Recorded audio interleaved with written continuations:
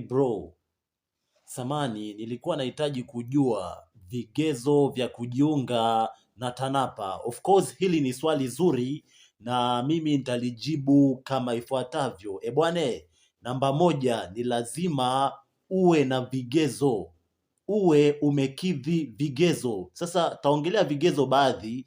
Namba moja nitaongelea kwenye umri.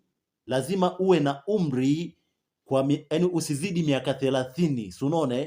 Lakini pia kwa kozi ambazo sio za degree usizidi miaka 25, si unaona?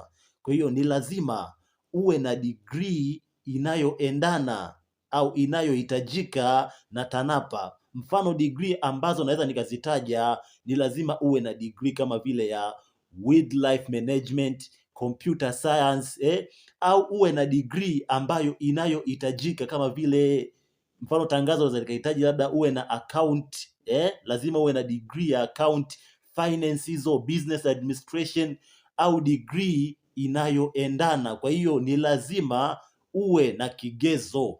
Lakini kwa kozi ambazo sio za degree, mfano naongelea certificate, labda mara nyingi umri usizidi miaka 25.